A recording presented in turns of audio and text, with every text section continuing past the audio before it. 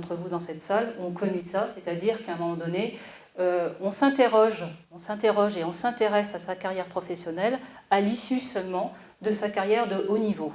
Donc ce qui fait qu'on doit concilier des études au fur et à mesure de sa pratique, mais en fait on ne s'interroge pas tellement sur quel type d'études, et on essayait plus ou moins d'aménager correctement des études, mais sans avoir un projet forcément derrière.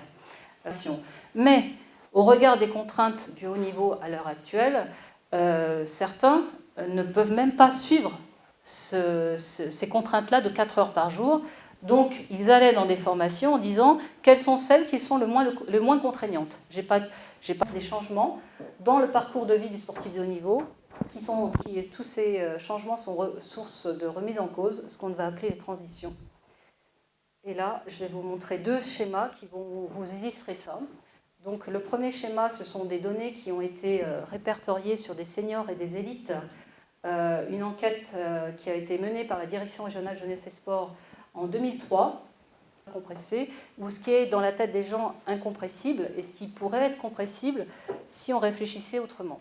Alors, le temps de sommeil, tout ce qui est repas, toilette, ça, on ne peut rien changer pour tout le monde, ça devrait être identique. Ensuite, la scolarité ou l'emploi, on voit déjà que normalement, s'il n'y a pas, alors on est sur une journée, normalement, s'il n'y a pas d'aménagement, c'est le temps identique pour l'un et pour l'autre. En termes d'entraînement, c'est là qu'il va commencer à y avoir des divergences.